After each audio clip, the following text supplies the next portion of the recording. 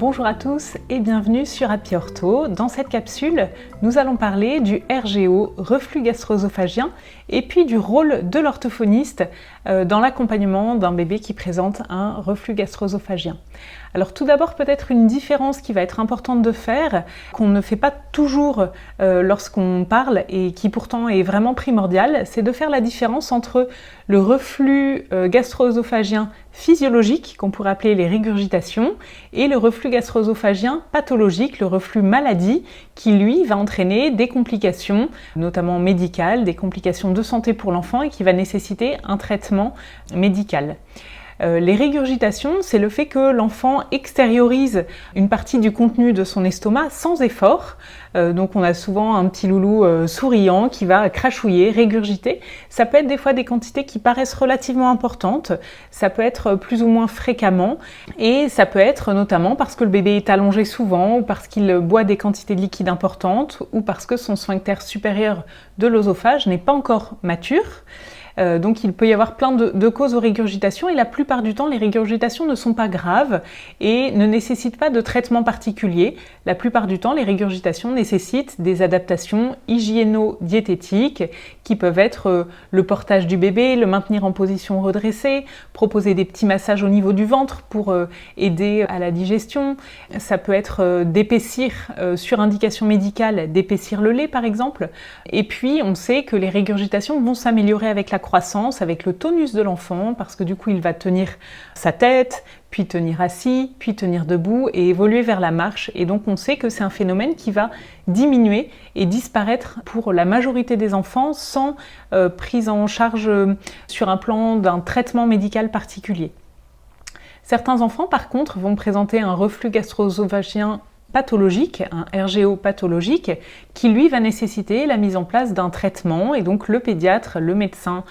traitant ou le gastropédiatre est amené à évaluer la situation. Quand la plainte est amenée par les parents, à évaluer la situation, à évaluer l'enfant, son état de santé et donc à mettre en place le traitement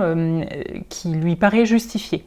Donc, en tant qu'orthophoniste, on peut être amené à rencontrer, dans le cadre de difficultés alimentaires, des nourrissons qui viennent et pour lesquels ils présentent soit des régurgitations fréquentes et répétées, soit pour lesquels il y a un reflux gastro-œsophagien pathologique avec un traitement qui a été mis en place. Alors, l'orthophoniste ne va pas agir sur le reflux. Notre prise en soin n'a pas d'impact sur le reflux directement. Par contre, on va pouvoir soutenir et accompagner les conséquences de ce reflux, faire de la prévention et éviter l'installation de comportements d'évitement, de comportements d'aversion des temps de repas. Et ces temps-là, le bébé qui fuit un repas, c'est des choses qui peuvent se mettre en place très rapidement suite à quelques expériences négatives. Donc, on vous explique un petit peu comment se passe la mise en place de ce conditionnement négatif sur les temps de repas. C'est le bébé à chaque fois qu'il mange ou avant un temps de repas qui peut être inconfortable. S'il a un reflux ou des régurgitations, ça remonte, ça peut lui faire mal, ça peut le brûler, ça peut entraîner un peu peut-être un ballonnement, des coliques. Et donc, si chaque temps de repas est associé à un moment désagréable, le bébé va très vite faire le lien « je mange, j'ai mal » ou « je mange, je suis inconfortable » et donc va éviter, en tout cas va essayer d'éviter les temps de repas et donc ça peut être du coup toutes les stratégies qu'il a à disposition. Il peut pleurer, il peut se tendre en arrière, il peut repousser s'il est plus grand et qu'il a les moyens pour pouvoir faire comprendre qu'il n'en veut plus. Donc il va mettre en place des stratégies pour éviter le temps de repas. Et donc, l'idée, c'est que ce bébé, s'il y a un traitement qui est mis en place, c'est qu'il puisse être bien sûr traité sur un plan médical, mais ça va être aussi parfois de déconditionner ces associations qui ont été faites très tôt par le bébé pour redonner des expériences positives orales sur les temps de repas. Et c'est là où l'orthophoniste peut intervenir. Donc, on va aider à amener des expériences positives orales, à faire qu'autour de la bouche, il se passe des choses sympas, plaisantes, à pouvoir le faire toujours sans forçage, avec un grand respect de la zone orale de l'enfant, du bébé, parce que bien sûr, on ne va pas dans la bouche comme ça, sans demander la permission. Donc de pouvoir aborder la bouche avec beaucoup de respect, beaucoup de soin, mais d'amener des choses positives, agréables, avec des comptines, avec des choses plaisantes pour l'enfant. Ça va être aussi de déconditionner le temps du repas, donc de pouvoir tricoter une autre histoire sur le temps du repas, peut-être modifier des choses pour que le bébé ait l'impression que ce n'est pas la même chose et qu'il y a des choses qui ont changé. L'orthophoniste va pouvoir aussi adapter la conduite d'alimentation, modifier l'installation si nécessaire, le contenant, va mettre en place tous les éléments pour que le bébé soit actif dans sa prise alimentaire. Donc on va observer le bébé, on va s'ajuster à ce qu'il fait, à ce qu'il nous montre, aux signes de satiété, aux signes de stress. Et donc, on participe vraiment avec les parents à cette co-observation pour limiter l'aversion alimentaire le plus tôt possible et pour permettre à ce bébé de bénéficier du traitement et de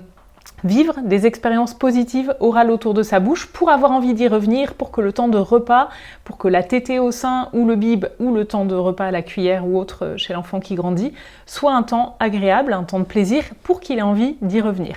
Donc voilà un petit peu les différents points clés sur lesquels l'orthophoniste peut accompagner un enfant qui présente un reflux gastro-œsophagien ou un inconfort digestif, parce que vous l'avez vu, cette aversion et cette association manger égale douleur peut se mettre en place suite à différentes douleurs, et donc c'est comme ça que nous allons pouvoir intervenir pour accompagner ces petits ou ces enfants un petit peu plus grands qui présentent un reflux avec la plainte de troubles alimentaires, de difficultés alimentaires. Si vous êtes parent et que vous rencontrez des difficultés dans l'alimentation de votre enfant, n'hésitez pas à en parler à votre pédiatre qui pourra vous orienter, si besoin, après avoir fait un état des lieux, vers une orthophoniste pour accompagner les compétences alimentaires de votre bébé. Et si vous êtes orthophoniste et que vous souhaitez aller plus loin dans ce domaine-là, n'hésitez pas à nous retrouver au sein de la communauté Happy Ortho, qui est une communauté où on se forme avec expertise et où on échange sur les thématiques en lien avec l'alimentation du nourrisson et du jeune enfant.